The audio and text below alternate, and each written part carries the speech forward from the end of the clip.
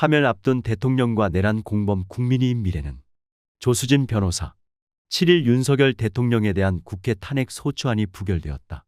본회의에는 야당 의원 192명과 국민의힘 의원 108명이 전원 참여했지만 탄핵 소추안 의결에 앞서 대부분의 국민의힘 의원들이 퇴장했다. 100만 명의 국민이 여의도 국회 앞에서 탄핵소추 의결을 요구하고 야당이 본회의장에서 국민의힘 의원들을 기다리며 한 명 한 명 이름을 불렀지만 그들은 돌아오지 않았다. 야당은 임시국회를 열어 윤석열 탄핵안을 재발의하겠다고 밝혔다. 분단국가에서 군인들이 더 이상 대통령의 지시를 따르지 않겠다고 선언하고 정치, 경제, 안보, 민주주의가 모두 위협받는 가운데 풍전등화 나라의 운명이 국민의힘 의원 단 8명의 소신행보에 달린 상황이다. 국민의힘은 탄핵소추안 표결 전 윤석열 대통령 탄핵소추안 부결을 당론으로 결정했다. 당론을 위반하는 의원이 있다면 징계를 받을 수도 있고 배신자 소리도 들을 것이다. 그래서 국민의힘 의원들이 계속 부결 당론에 따른다면 어떤 일이 벌어질까? 국민의힘은 12.3 비상계엄 사태의 수습 방안으로 윤 대통령의 이선 후퇴와 임기 단축 개헌 카드를 대안으로 제시할 것이라고들 한다. 당장 탄핵하는 것은 안 되지만 1년 뒤인 2026년 지방선거일에 개헌안 국민투표를 같이 실시하고 그 내용은 현직 대통령에 한하여 임기를 단축하는 것으로 하자는 것이다. 이 경우 윤 대통령은 2026년까지 임기를 유지하게 되고 여당 대표와 대통령 권한대행 국무총리가 실권을 잡게 될 가능성이 크다. 도대체 국민의힘은 무슨 생각인가? 어차피 윤 대통령과 같이 갈 수 없다는 결론은 같은데 말이다. 시간을 벌려는 것이다. 1년이라도 시간을 벌 수 있으면 그 사이에 국민의힘은 전투태세를 가다듬을 수 있다.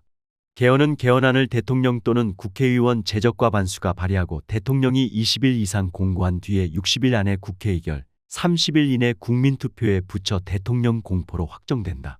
발의 후 절차만 최소 110일, 4개월여가 걸리고 개헌안 여야 협상 과정은 더 오래 걸린다. 결국 국힘당은 이 상태를 1년 이상 더 가져가자는 말이다.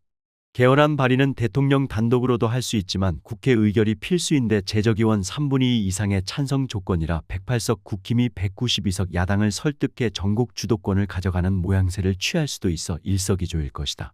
우리도 대통령을 질서 있게 내려오게 하려고 애쓰고 있지 않느냐. 왜 협조를 하지 않느냐며 개헌을 카드로 오히려 야당을 몰아칠 수도 있다.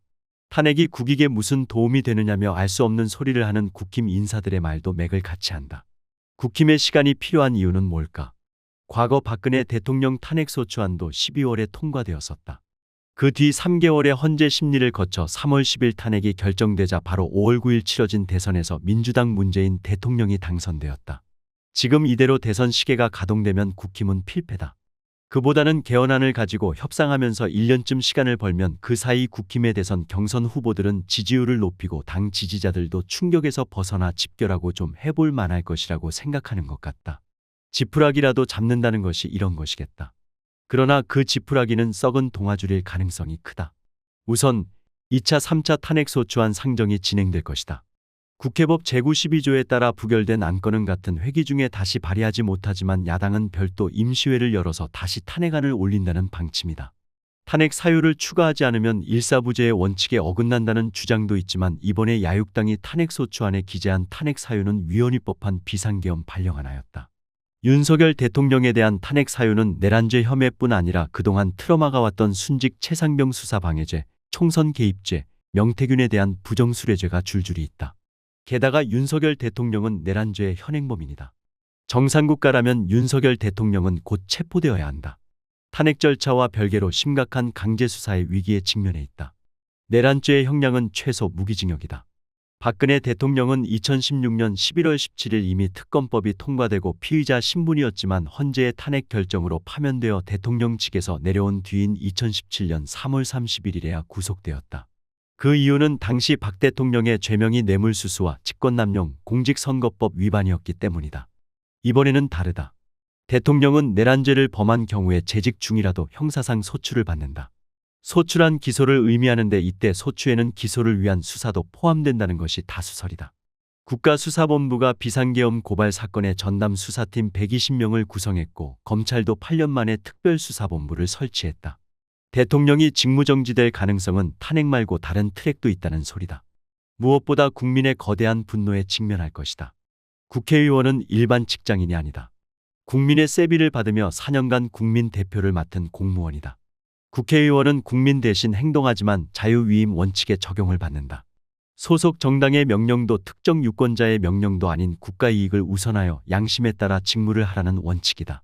국민의힘도 당원의 당원은 당론에 따를 의무가 있다고 명시하면서도 당규에서 의원의 양심에 따른 투표의 자유를 보장하는 이유가 그것이다. 국민의힘 의원들은 당론이라는 허명에 구속되지 말고 국민의 대표로서의 모습을 보여야 한다. 대통령을 직무정지시키는 것이 국익이라는 점에 여야 모두 이견이 없다. 파멸을 앞둔 대통령의 구두 약속 담화를 믿고 안 될 길로 가지 말고 빠르게 탄핵에 동참하는 것이 그나마 국민의 용서를 받을 방법이다.